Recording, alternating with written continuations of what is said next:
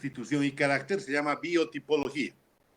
El nombre correcto también podría ser constitución y carácter, depende de cómo uno quiere ver la realidad y el contenido. Indistintamente llamamos constitución y carácter o biotipología. ¿Cuál es la importancia del tema? ¿Qué relevancia tiene el tema?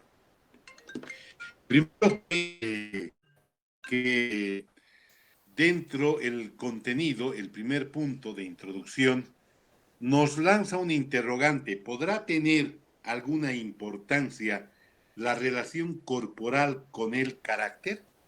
¿Podrá existir alguna relación entre cómo somos, cómo es nuestra constitución y cómo es nuestro carácter?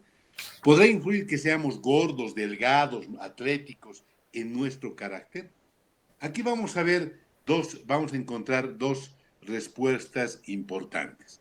La primera respuesta importante es que innegablemente, más allá de la biotipología, que tiene un contenido de determinación genética, escuchen bien lo que estoy diciendo, más allá de la biotipología que tiene una determinación genética, hay insalvablemente una relación entre la constitución y el carácter. Hay una relación. Y hay una relación que tiene que ver muchas veces no solo con un concepto biotipológico, sino tiene que ver con una suerte de factores que influencian en la conducta, en la mente, en la psique del sujeto. Eso quiere decir, por ejemplo,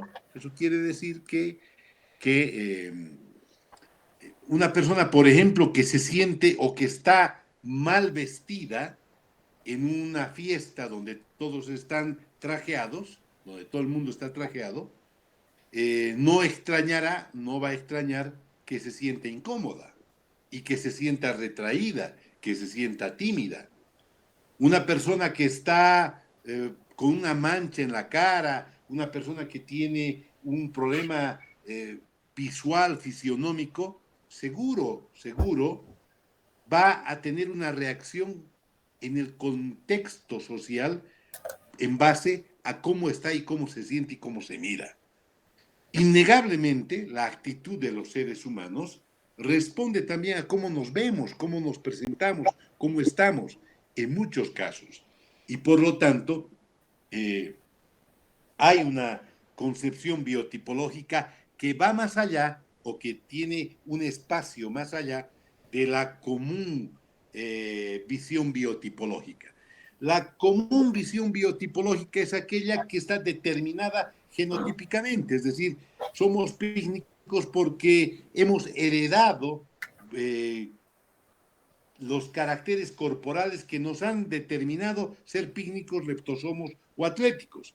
Pero sobre esa característica que es una herencia, también actúa el hecho de cómo nos vemos y cómo actuamos.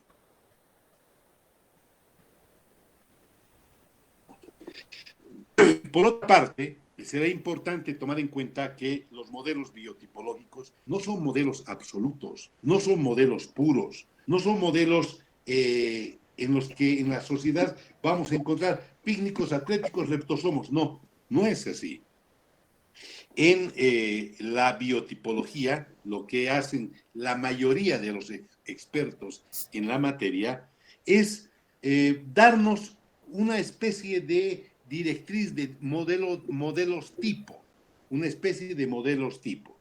Esta especie de modelos tipo, que tienen alguna caracterización específica, pueden tener variantes, pueden tener una suerte de variantes. A ver, nos ponemos en el escenario de que una persona pícnica haya tenido, que es un gordo o una persona gorda, haya tenido o tiene como pareja un leptosomo que es un delgado. Y que van a procrear hijos, porque no hay incompatibilidad de biotipos, van a procrear hijos, y no sería extraño porque los caracteres hereditarios vienen de la madre y del padre, no sería nada extraño, que el producto de esa relación, de ambos, el producto de esa relación, de una simbiosis en la que no encontramos un tipo puro, es decir, no es el sujeto ni del todo pícnico ni del todo leptosómico. Y lógicamente vamos a estar en un escenario donde la biotipología aparentemente no cumple la regla. Por otra parte, también es importante tomar en cuenta que en muchos casos, un modelo pícnico ha nacido pícnico, tiene ese biotipo pícnico, se siente gordo, no le gusta verse gordo y adopta una postura, una actitud, trabaja para cambiar su fisionomía, y en ese trabajo y en ese esfuerzo de cambiar su fisionomía se dedica a las pesas, a la buena alimentación, a hacer ejercicio y va a convertirse insalvablemente. Un pícnico se va a convertir en un atlético o en un leptosomo. Entonces, otro factor que puede influir en la apariencia es la voluntad del sujeto, la actitud que tiene el sujeto. Y otro tercer factor importante que hay que tomar en cuenta es que sobre el biotipo puede también actuar, sobre el biotipo también puede haber eh, una enfermedad, una fatalidad, una desgracia. Puede actuar una fatalidad, una desgracia. Una persona se enferma y por más que sea pícnica o atlética, tiende a adelgazar. Una persona depende del tipo de enfermedad, puede quedar a desventajado y disminuido. Eh, claro, eso nos muestra que el biotipo no es una categoría absoluta y puede tener una serie de variantes. Finalmente, más allá de estas tres variantes que hemos dicho, que tiene que ver con la posibilidad de que haya entrecruzamientos humanos, con la posibilidad de que el sujeto actúe con su voluntad sobre su naturaleza, con la posibilidad de que contraiga enfermedades, tres factores. Hay un tercer tema importante que lo he dicho desde un comienzo. No es extraño que un pícnico también pueda tener un comportamiento no típico de pícnico. ¿Entiendes? Puede tener un comportamiento de un esquizotímico, el pícnico, un temperamento de un esquizotímico. Y me van a entender más adelante, cuando avancemos el tema de psicología en este punto de biotipología. Claro, en este escenario, distinguidos estudiantes, la biotipología tiene pues un rol importante, ¿no? Es como que yo pretenda y me ilusione con ser un jockey. ¿Saben qué es un jockey? ¿Qué es un jockey? Adelante, cualquiera. Una persona que compite en los hipódromos. Es un corredor de caballos, ¿verdad? Un jockey es un corredor de caballos. Y para ser un jockey, la condición es que el biotipo del jockey sea delgado, bajito, delgado, liviano. Vayan, busquen los jockeys del mundo, los campeones, los más importantes, bajitos, delgados, sin peso. Claro, el doctor Camacho, por más que le encanten los caballos, con 93 kilos de peso, no va a ser un jockey nunca, ¿no? O que yo quiera ser un piloto, o que yo quiera ser, siendo una dama, una Miss, por muy ilusionada que esté, si soy gordita, si soy muy flaca, si no tengo contextura, si no tengo estatura, no voy a pues pretender ser una Miss, tengo que ser lo que soy, tengo que llegar hasta donde puedo llegar, ¿verdad? Hasta donde puedo llegar. Y eso de alguna manera define mi biotipo.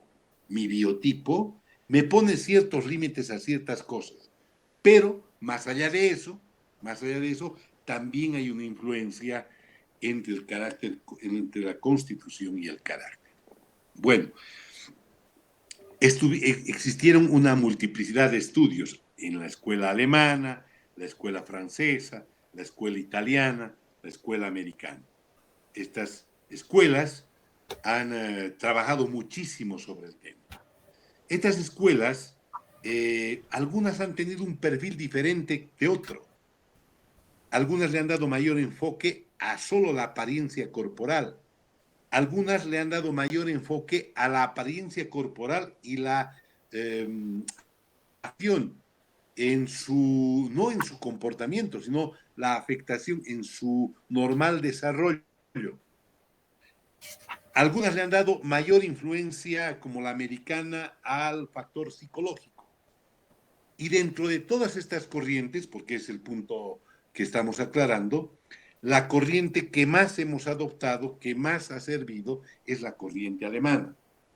Sin embargo, los estudios biotipológicos han sido variados y de alguna manera multifacéticos.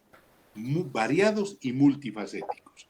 Variados y multifacéticos significa que, por ejemplo, en México, un famoso profesor, el profesor Rodríguez Manzanera, un criminólogo destacado, actualmente con un rigor científico internacional, que muy joven yo leí sus libros cuando estaba egresando de la facultad y era auxiliar de docencia, leía a Rodríguez Manzanero, que ya era un hombre inspirado. En su libro, Rodríguez Manzanera, en su libro de criminología, que lo tenemos en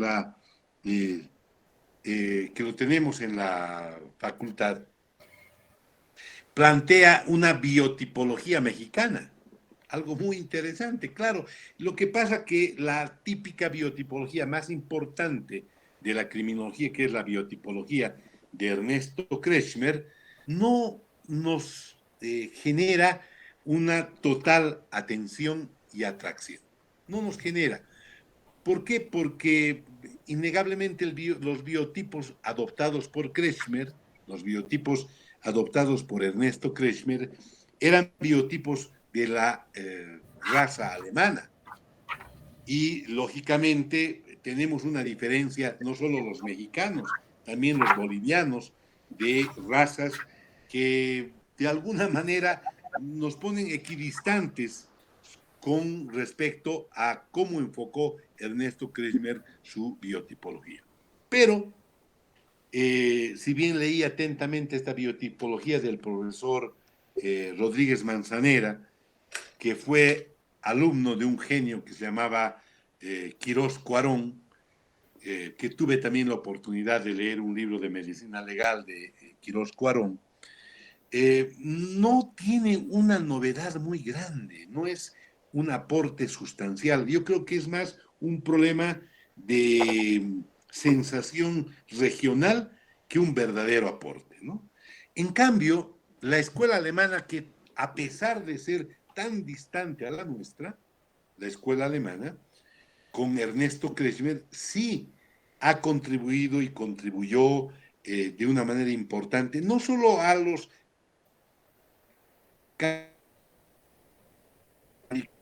no, sino también de alguna manera nos sirve y nos permite a nosotros encontrar los modelos adaptados a nuestra realidad. ¿Y eso qué quiere decir? Por ejemplo, quiere decir que en nuestra realidad también pues, hay sujetos gorditos, hay sujetos flacos, hay sujetos atléticos. Entonces, no está marginal esa clasificación. Y nos vamos al cuadro de Kretschmer. ¿Qué se está viendo en la proyección, distinguidos estudiantes? La presentación de la doctora Keila, doctor. Ya, se está viendo El la cuadro. proyección de biotipología, ¿no? Y tenemos un cuadrito también que nos ha puesto el índice alguien más acá. Se está viendo el cuadrito del índice, ¿no? Sí, doctor. Muy bien. Entonces, volviendo al cuadrito que ha puesto la doctora Keila. La biotipología de Kretschmer primero tiene una cualidad muy importante. La cualidad es que hace una relación entre los caracteres corporales y los psíquicos. Vean en el cuadro, ustedes van a encontrar corporales principales, corporales displásicos y abajo psíquicos. Lo que hace Kretschmer es relacionar los caracteres corporales con los caracteres psíquicos. Hace una relación. A esa relación, miren lo que estoy diciendo para que se graben, porque hay palabras que las remarco para efectos de sus exámenes. A esa relación entre lo corporal y lo psíquico, Kretschmer le ha llamado biotipología. Y ese es el éxito de esta tan útil biotipología de Kretschmer, porque relacionó lo corporal con lo psíquico. Es más, en su libro Constitución y Carácter, Kretschmer se ha preocupado de hacer un análisis criminológico. Se ha preocupado de hacer un análisis criminológico, un análisis profundo de criminalidad de los modelos kretschmerianos. Y de alguna manera, yo creo que ese es un tema que a nosotros nos interesa porque seguro que la criminalidad es el punto de atención principal de nuestra problemática, ¿no? A ver, ¿cómo podemos entender o comprender la biotipología kretschmeriana? Primero, como claramente señala Kretschmer,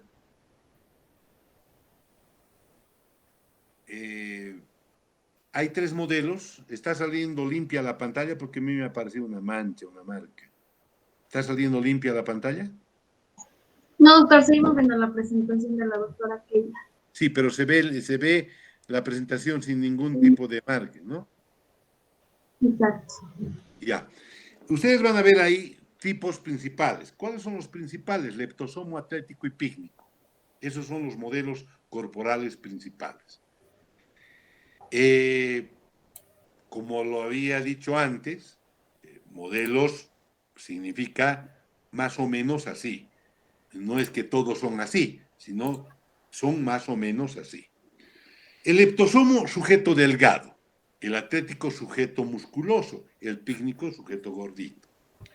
El leptosomo, vamos a describirlo un poco como hace Kretschmer. Kretschmer dice, el leptosomo es un sujeto cuya preeminencia visual fisionómica es la contextura ósea. Las partes óseas, desde el rostro, las extremidades inferiores, las extremidades superiores, toda su contextura del leptosomo destaca la configuración ósea. Eso obedece a que no tiene adiposidad. ¿Qué es la adiposidad? Es la grasa, ¿no? Claro, una persona delgada, muy delgada, por ejemplo, va a tener los nudillos más marcados, más prominentes, más salidos. Una persona delgada va a tener los pómulos más marcados y prominentes y salidos, los arcos superciliares. No va a tener mejillas, va a ser con el rostro enjuto, con la piel pegada, ¿verdad?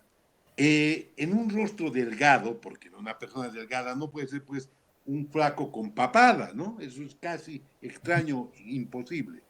En una persona leptosómica, la nariz se ve más grande porque sobresale en la cara. Así lo estoy describiendo como hace Kretschmer, ¿no?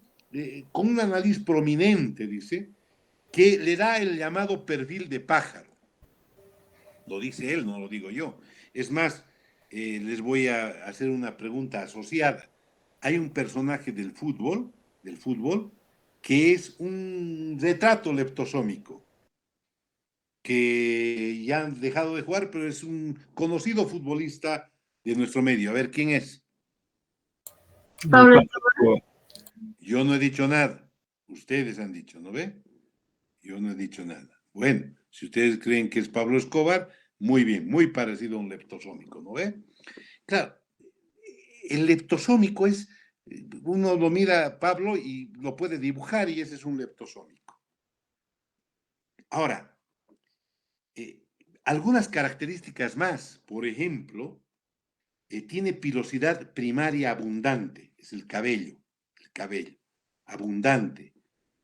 Tiene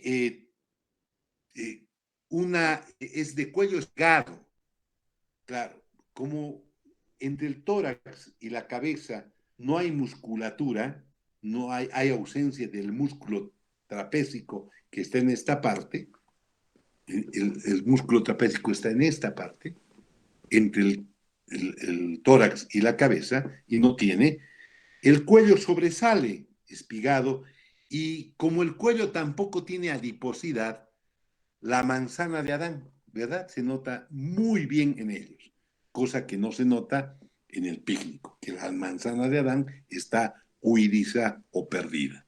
Huidiza o perdida. ¿Por qué? No es que no la tenga, lo que pasa es que tiene adiposidad que mimetiza, no se nota la manzana de Adán. Vamos al Atlético, no vamos a entrar a grandes detalles que no nos interesan. El Atlético tiene preeminencia muscular, ¿no? Y esa preeminencia muscular también de alguna manera se expresa en el rostro. El sujeto atlético tiene un rostro de piel enjuta. ¿Qué quiere decir enjuta? Recia, resistente, firme. Esa es su piel del atlético, ¿no? Su cara es medio marcada, cuadrada, la mandíbula media cuadrada y da una notoria fortaleza visual hasta en el rostro. Eh, Inmediatamente a la cabeza aparece el músculo, el alto desarrollo del músculo trapézico. Miren qué diferencia con el atlético. El músculo trapézico que sale desde la cabeza hasta el tórax a manera de triángulo, como una especie de cuello de botella, como una especie de cuello de botella, sale de la cabeza el músculo trapézico y se une con el tórax.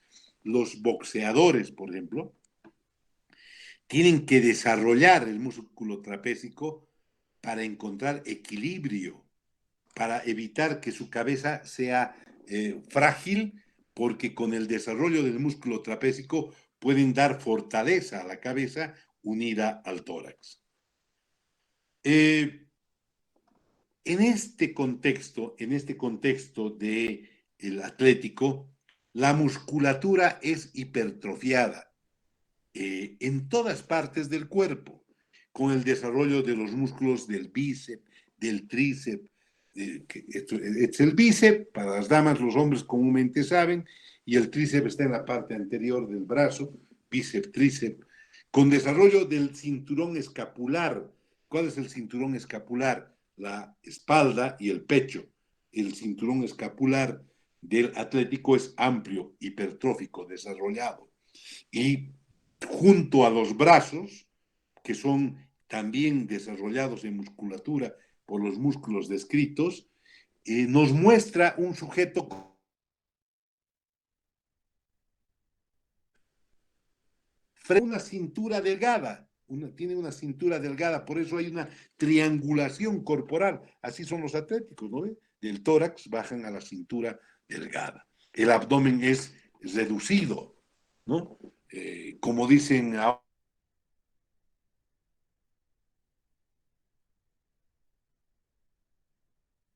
como el modelo que estoy describiendo. No son todos tan perfectos o muscle power. No, no. Hay cualidades. Hay un test que me voy a permitir.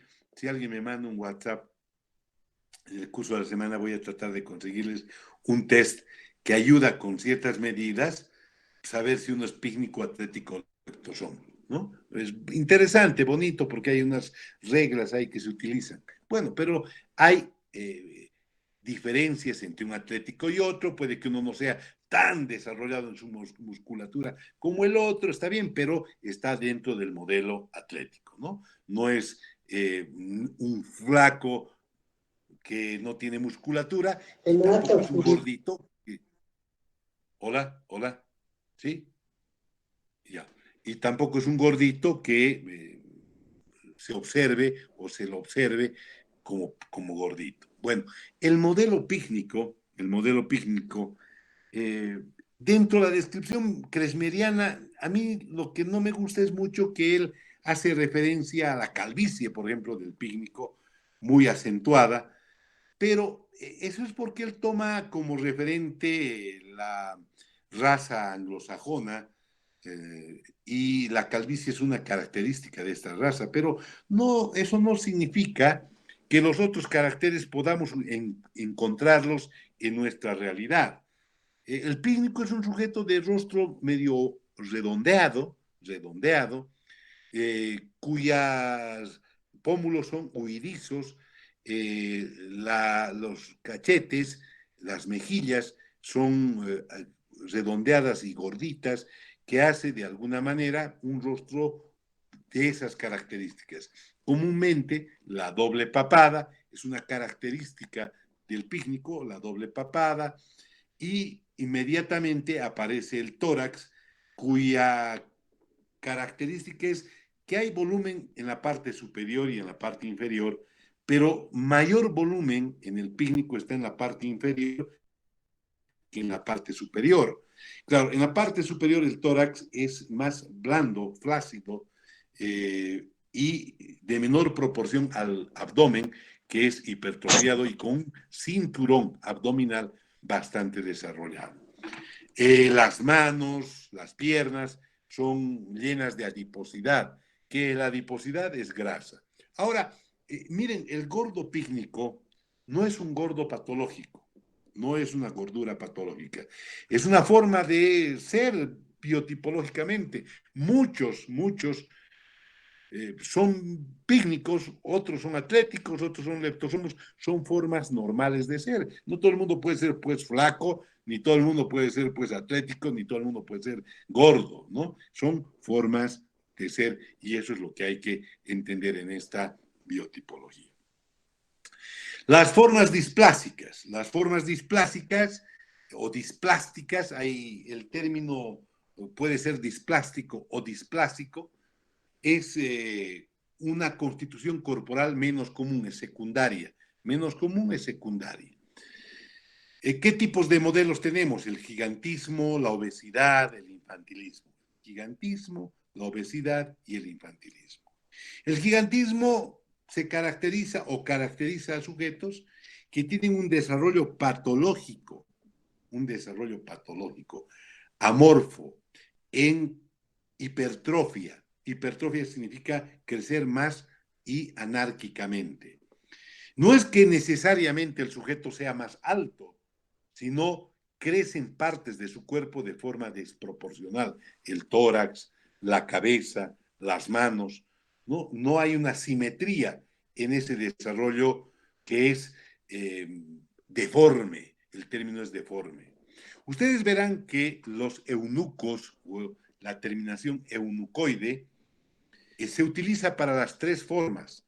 Ese término eunucoide significa parecido a, semejante a. Entonces, ¿parecido a qué? No a un gigante, sino parecido a un eunuco. Ahora, no quiere decir que sean eunucos, es un término que se les ha dado porque la mayoría de estos sujetos tienen, tienen un problema que es un desdibujamiento sexual, un trastorno biológico sexual, una afectación sexual.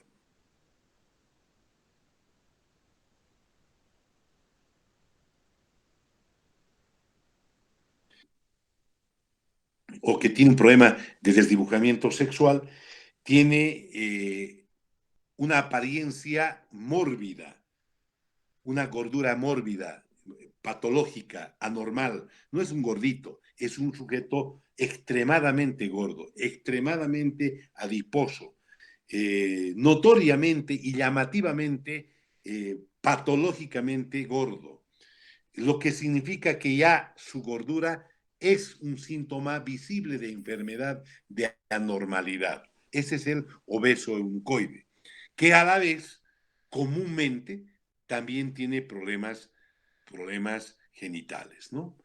De desdibujamiento genital. Y finalmente tenemos el infantilismo nucoide. El infantilismo nucoide tiene que ver con unas hipoplasias. ¿Qué quiere decir hipoplasia? Significa formas disminuidas, aminoradas, reducidas. El infantilismo hipoplásico es de formas disminuidas, aminoradas, y por lo tanto también encontramos un problema genital en este tipo de sujetos, ¿no? Vamos a los modelos psíquicos. Vamos a los modelos psíquicos. Ustedes van a encontrar en las casillas, dos modelos de temperamento, que son solo dos, esquizotímico y ciclotímico. El temperamento esquizotímico comúnmente obedece a las formas corporales leptosómica, atlética y displásicas. Y el pícnico comúnmente, pueden poner unas rayas en su esquema para acordarse, y comúnmente el pícnico obedece al temperamento ciclotímico, comúnmente. Esa es la relación biotipológica, lo importante, en otras palabras. Porque a partir de cómo describimos su temperamento, ya vamos a ver cómo actúa el leptosomo, el atlético y los displásicos, y cómo actúa el pícnico, según cómo describimos. Ustedes van a encontrar una casilla de normal, dice pseudoanormal y anormales.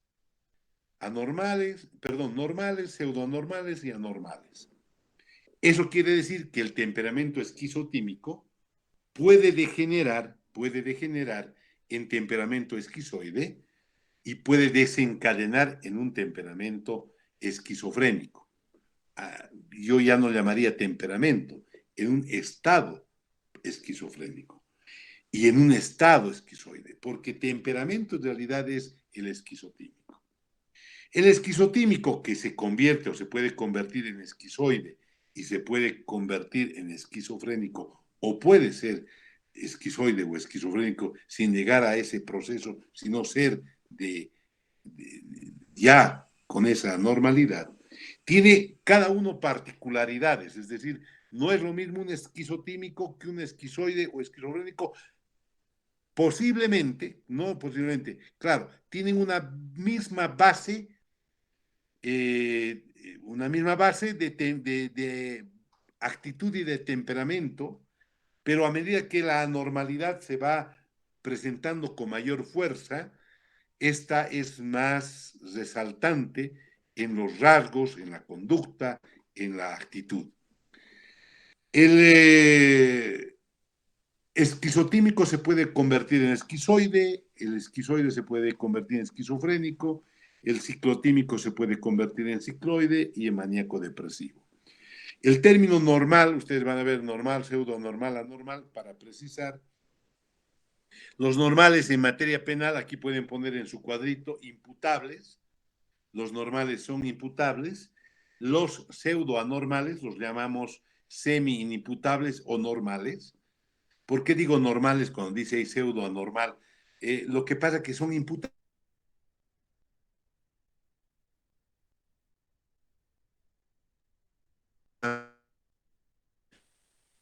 La ley de psiquiatría, psicópatas, ¿no? El psicópata es un sujeto penalmente responsable. Hay que revisar un poco el artículo 18, pero los pseudoanormales o los normales, porque son medio normales, estos viven en la sociedad, viven, gozan, actúan, se mueven, se desplazan, sufren en la sociedad.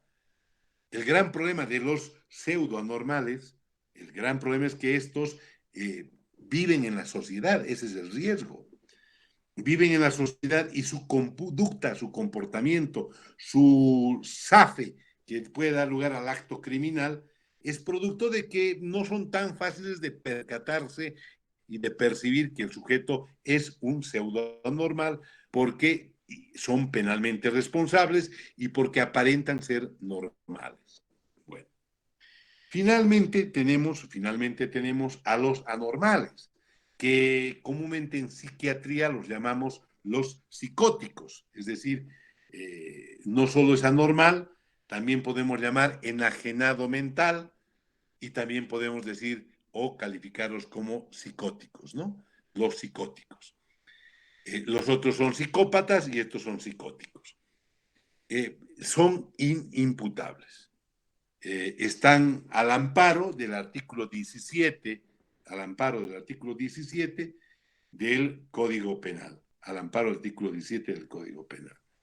Y está claro que en su condición de inimputables, la ley penal no los puede alcanzar, pero eso no significa que no hagamos o tengamos un estudio criminológico de ellos.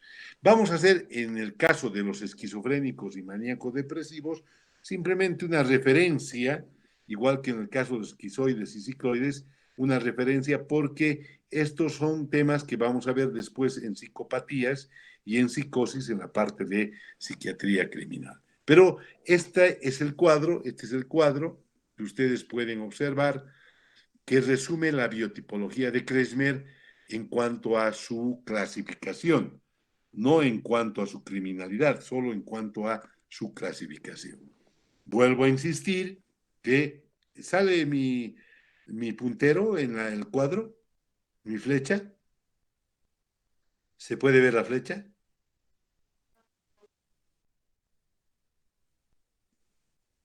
No, doctor. Bueno, sí, es que no está la lámina proyectada por ahí. Bueno, pero remarco que el modelo leptosomo, el modelo atlético y las tres formas displásicas obedecen al temperamento esquizotímico, pueden marcar así, háganse el cuadrito y hacen una raya de estos, una llave y lo unen con el temperamento esquizotímico, esquizoide y esquizofrénico. Y en el caso del pícnico, unen directamente con el temperamento ciclotímico, cicloide o maníaco depresivo. Algo más que remarcar o recalcar en esta parte que me parece muy importante. Cuando veamos la criminalidad y cuando tratemos de la criminalidad y de los modelos, vamos a no ser excluyentes de la conducta delictiva. Es decir, puede que tengamos más delitos de una determinada naturaleza en un modelo, más que en la otra, pero eso no significa que un leptosomo no sea violador, asesino o ladrón. Lo mismo para un atlético, el atlético puede ser violador, asesino o ladrón o estafador, igual que el pícnico. O sea, no hay una radical y hasta, diríamos, barrera entre que estos modelos puedan cometer otros delitos que no son propios de ellos o que tengan una estadística diferente. En cuanto a la relación, siempre vamos a asociar, es decir, a partir de ahora, cuando yo hable de esquizotímico, comúnmente se va a relacionar con el leptosomo, el atlético y los displásicos, pero con una diferencia conductual criminal, que la vamos a describir cuando abordemos con la próxima clase el tema de Kretschmer y la criminalidad. Es decir, vamos a diferenciar la criminalidad, inclusive del esquizotímico leptosómico, de la criminalidad del esquizotímico atlético y de la criminalidad del esquizotímico displástico, que no son similares, son diferentes, ¿no? Por otra parte, es importante tomar en cuenta que no siempre los índices de criminalidad, las estadísticas criminales, en otras palabras, van a reflejar la verdad en cuanto al número y cantidad de delitos que cometen. Por dos razones, porque en muchos casos las cifras reflejan los datos casi comunes de los delitos que comete un modelo. Vamos a encontrar más a los atléticos con índices criminales más altos que los leptosomos. Y eso no significa que los leptosomos sean menos criminales que los atléticos. Y eso vamos a explicar por qué en la siguiente clase. Por otra parte, para terminar, ninguno de los modelos tiene fatalidad criminal, como ya lo hemos venido diciendo de forma recurrente en todas las clases. Es posible que estos factores nos conduzcan al delito o puedan ayudar o ser una fuente de explicación de los delitos. Puede que sea así, pero no siempre, no siempre. No todo modelo kressmeriano, por muy profundo que sea, tiene como consecuencia la criminalidad y por lo tanto la regla sigue siendo la misma. Ni todos los modelos criminales son delincuentes, ni todos los delincuentes son de modelos kressmerianos. Y esa regla hemos ido aplicando para todo. Muy bien, vamos a quedar en esa parte. Tengan ustedes un buen día, distinguidos estudiantes. Doctor, ¿le podría hacer una pregunta, por favor? Adelante, adelante. Relacionado con este tema y también con el anterior tema sobre la problemática de la herencia. Si se Sí. diera la situación de la pregunta entre cuál es la relación entre criminología y derecho penal, daría la respuesta de que el derecho penal, traducido en lo que es el Código Penal, tomando en cuenta el artículo 17 en cuanto a la inimputabilidad, hace referencia a la enfermedad mental, que queda exento de pena el que por enfermedad mental, por grave perturbación de la conciencia y grave insuficiencia de la inteligencia, no pudiera comprender la antijuridad de su acción. En esta parte estaría haciendo referencia a lo que son cuestiones de la personalidad. Entonces, tenías relación en derecho penal en base al Código Penal y la criminología es la que se encargaría de estudiar lo que son las causas del delito, en lo que serían los temas de, más exactamente en cuanto a la problemática de la herencia y también esta parte de la biotipología. Doctor, ¿sería correcta esa respuesta? A ver, cuando se habla de derecho penal y criminología, la relación es permanente y además es muy amplia. No solo en una parte, sino en la construcción de la norma, en la norma ya existente, en la aplicación de la norma. Cuando se juzga a alguien y se le tiene que atribuir un delito, el juez va a fijar la pena en mérito a atenuantes y agravantes, y para fijar la pena el juez debe tomar en cuenta criterios que son en muchos casos criminológicos. Deben fijarse el artículo 37, 38 y 39 del Código Penal, que dice fijación de la pena. Compete al juez fijar la pena de acuerdo a estas características. Entonces, esa es una relación. Y la otra que usted dice, cuando el Código Penal nos habla de inimputables, también, de alguna manera, el Código Penal recoge criterios criminológicos, criterios médicos, criterios psiquiátricos, para construir la norma, para aplicar la norma, para reformar la norma. Entonces, hay una permanente simbiosis, una permanente actuación entre derecho penal y criminología. El derecho penal establece las leyes, los delitos. La criminología se preocupa de definir no solo las conductas más que definir los delitos, la criminología no define delitos, la criminología se preocupa de explicar las conductas y también de explicar los problemas conductuales. Y a partir de la explicación de los problemas conductuales, la criminología puede trabajar en la aplicación de la ley penal, en la aplicación de la reforma. Y seguro esto tiene mucha incidencia y aplicabilidad. Muy bien, quedamos con esa explicación. Hasta el día jueves pasamos nuestra clase normal. A partir de ahora he pedido que ya no me incomoden las autoridades, así que me van a tener regularmente en sus clases. Tengan ustedes un buen día, distinguidos estudiantes.